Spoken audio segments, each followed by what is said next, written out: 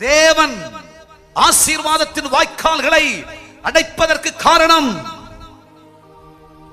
வேதம் சொல்லுகிறது. ஞானி எழுதி வச்சிருக்கிறார். நீதிமொழிகளின் புஸ்தகம் 18ஆம் அதிகாரம் 21ஆம் வசனத்தில் நீங்கள் வாசிக்கும் பொழுது, ஜீவனும் மரணமும் உன் வாயில் இருக்கிறது.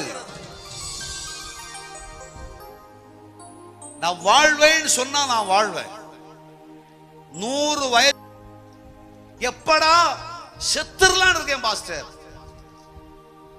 குடும்பத்தில் இருக்கிற பிரச்சனையை நினைச்சா உடனே சாகணும் போல இருக்கு.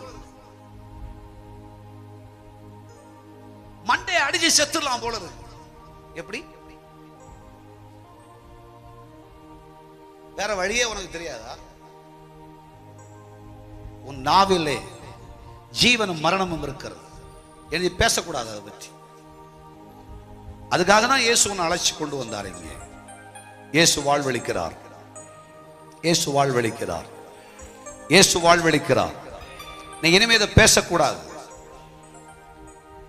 உன் நாவில் இந்த வார்த்தை வராதிருப்பதாக. நான் செத்துருவேன், செத்துருவேன், செத்துருவேன், எனக்கு சாகணும் போல இருக்குது அப்படின்ட்டு நீ பேசுற பேச்சு தான் ஆசீர்வாதங்களை தடை செய்து வைத்திருக்கிறது. கர்த்தரை தரிசிக்க முடியவில்லை, தெய்வ பிரசன்னத்தை உணர முடியவில்லை, தேவனுடைய தொடுதலை உணர முடியவில்லை.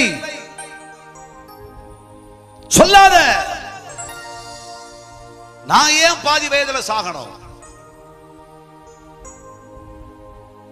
நான் பாதி வயதுல சாக வேண்டிய அவசியம் எனக்கு இல்லை. கர்த்தர் என்ன 102 வயசு வரை வச்சிருப்பார் விசுவாசி. ஆமென் சொல்லுங்க. கர்த்தராகிய தேவன் சொல்லுகிறார், விசுவாச அறிக்கை செய். தேவ சமூகத்தில் வாழ்ந்திருப்பேன். கர்த்தர் எனக்கு நன்மையை கொடுத்தாலும் சரி, கொடுக்காவிட்டாலும் சரி, ஆசீர்வதித்தாலும் சரி, ஆசீர்வதிக்காவிட்டாலும் சரி, கர்த்தர் என்னை மேன்மைப்படுத்தினாலும் சரி, இல்லாவிட்டாலும் சரி, நான் கர்த்தருக்காக வாழ்வேன். தேவனின் பிராணனை வச்சிருக்கிறது வரைக்கும், அது வரைக்கும் நான் சாகணும் நான் சொல்ல மாட்டேன். கர்த்தரை மேன்மையா வச்சுப்பார். கைகளை தட்டி கர்த்தரை மகிமைப்படுத்துங்க.